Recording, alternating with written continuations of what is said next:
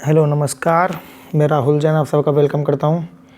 हमारी आज की तीसरी video MCQ worksheet number 3 class 10th chapter 1 real numbers.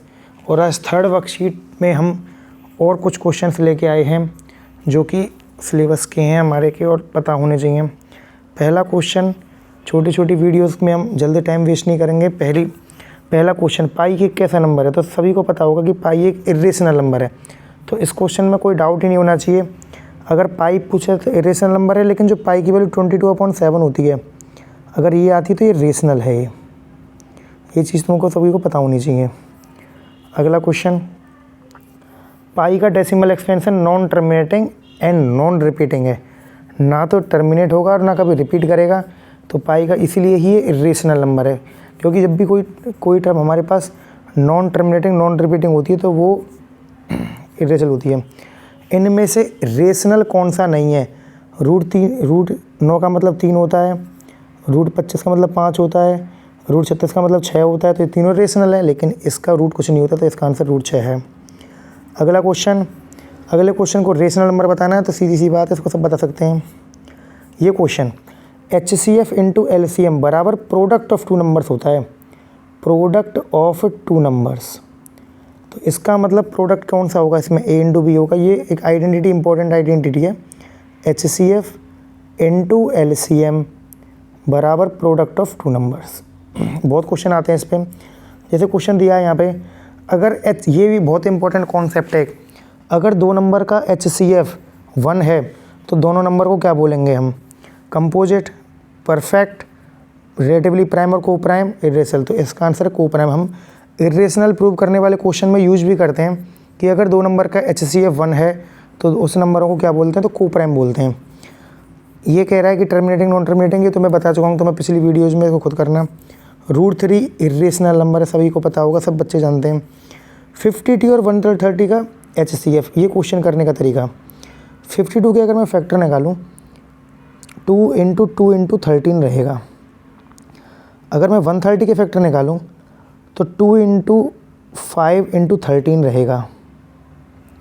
तो अगर मैं यहाँ पे कॉमन की बात करूँ, कॉमन क्या है? तो एक तो 2 कॉमन आ रहा है, 13 कॉमन आ रहा है, तो 13 इंटू 2 कितना होता है? 26। तो क्या करते हैं हम? फैक्टर्स निकाल लेते हैं, प्राइम फैक्टर्स। प्राइम फैक्टर्स होते हैं 2, 3, 5, 7 इस फॉर्म में। फैक्टर निकालने के बाद जो भी फैक्टर कॉमन आ रहा है हम उसी को लेंगे, तो 26 आ गए यहाँ पे। 10वां क्वेश्चन हमारे सिलेबस का नहीं है, 11वां क्वेश्चन भी हमारे सिलेबस का नहीं है, बट पता होना चाहिए। हर ऑड इंटीजर Q+1 टाइप का होता है, her even integer 2Q type का होता है। क्योंकि Q अगर कोई भी नंबर होगा तो उसमें अगर मैं +1 कर दूंगा, every odd integer for some integer Q+1। But एक मिनट, इसका आंसर मेरे हिसाब से तो वैसे 2Q+1 होना चाहिए, तो नन ऑफ दीज मानेंगे हम। हर ऑड इंटीजर 2Q+1 टाइप का होगा, क्योंकि यहाँ पे 2Q हमारे पास जो नंबर है, 2Q नंबर इवन हो गया। ये नंबर इवन है, फिक्स है हमारे पास। इवन में 1 ऐड करूँगा तो ऑड इंटीजर आ जाएगा, तो 2Q+1 होना चाहिए। हो सकता है यहाँ पे मिसप्रिंट हो, या फिर ये नन ऑफ दीज आंसर होगा इसका। इवन इंटीजर 2Q होगा, क्योंकि वैल्यू कुछ भी पुट कर लो उसमें। अब ये 2Q हमारे पास इवन ही आएगा। तो ध्यान रखना, हर ऑड इंटीजर कोई भी ऑड नंबर मानना हो तो 2Q+1 टाइप का होगा, और इवन नंबर 2Q टाइप का होगा। ये यूक्लिड डिवीजन लेमा कट चुकी है। तो इस वीडियो में हमने 12 क्वेश्चन करे, और वीडियो भी ज़्यादा लंबी नहीं हुई है। हम आगे के क्वेश्चंस एक और वर्कशीट को कर लेते हैं हम इसमें। 4th worksheet, is a proven statement use for proving another statement. इसका आंसर लेमा होता है। The product of non zero rational and an irrational, non zero rational like 2 है और इरेशनल रूट 3 है, तो 2 का मल्टीप्लाई रूट 3 में तो हमेशा कैसा आएगा? एक नॉन जीरो रेशनल और इरेशनल का, रेशनल का मल्टीप्लाई जब भी इरेशनल से करते हैं तो आंसर ऑलवेज इरेशनल आता है। आज 20 के करीब क्वेश्चन करवाएंगे, थोड़ी वीडियो बड़ी हो सकती है पर कोई दिक्कत नहीं है। स्मॉलेस्ट कंपोजिट नंबर बेटा 4 है, smallest composite number. Smallest prime number 2 है। प्राइम नंबर वो होते हैं जो अपने आप से ही डिवाइड होते हैं, लेकिन 1 नाइदर प्राइम नॉर कंपोजिट में आता है, ये चीज़ ध्यान रखनी है। तो 4 और 2 का HCF हमेशा 2 आएगा, ये पता होना चाहिए सभी को। इस वाले क्वेश्चन में फॉर्मूला होता है, अभी हमने पढ़ा था, HCF इंटू LCM बराबर प्रोडक्ट ऑफ टू नंबर्स।